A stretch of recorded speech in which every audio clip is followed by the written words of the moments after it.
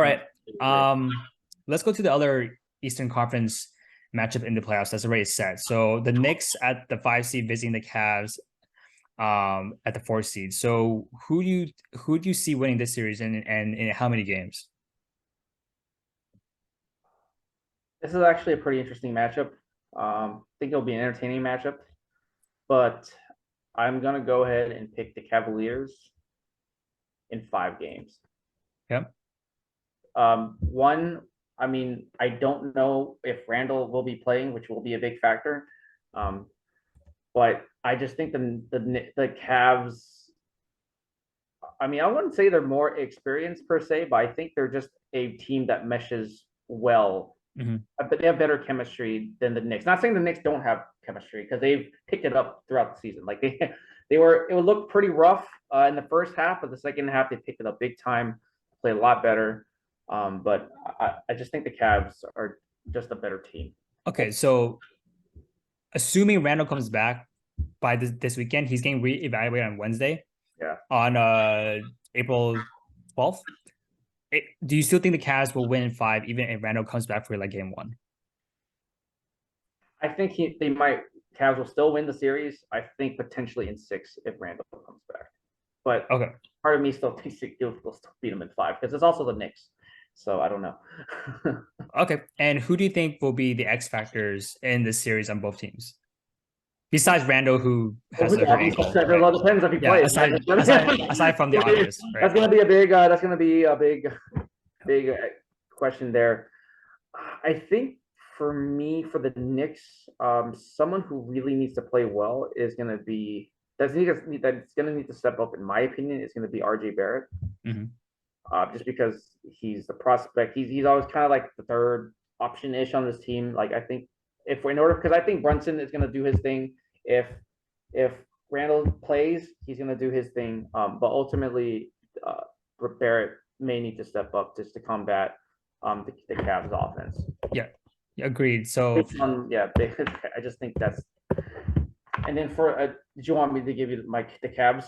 Yeah. Mm-hmm. Yeah. So for the Cavaliers, it's kind of tough. I mean, I think the team plays so well, and they're relatively consistent. So it's not like with Barrett, who I think he's a good player. I just don't think he's as consistent as it can be. He's also still young, so I can't really put too much against him. But it's a tough one for the Cavs, in my opinion, honestly. Like who the X factor is going to be. I think everyone's honestly going to do their job.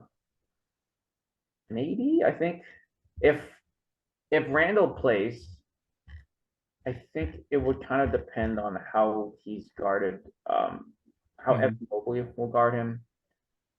Okay. And kind of I think depending on that matchup or depending if they throw Jared Allen, I'm not entirely sure how they're going to do because I think Mitchell Robinson is their center. So yeah, but I mean he's been losing minutes. Like he's been losing minutes. Yeah. So and they're not really So depending on who's guarding Randall, ultimately is going to be the X factor. Mm-hmm. Okay, so if not, then they're just gonna. I think it's going to be a quick series. Yeah. So here's my perspective. So, assuming Randall plays in game 1, right? I'm gonna caveat that. So assuming he plays in game 1, I think that the Cavs will win in 6 with a potential game 7, but I think the Cavs should win in 6. I will say that the Knicks offense pre-Randall getting injured was more smooth than the Cavs. The Cavs are very up and down. The Cavs' defense is top 3 all season, very consistent. Their offense has been up and down, right? So they're a bit more inconsistent on the offensive end.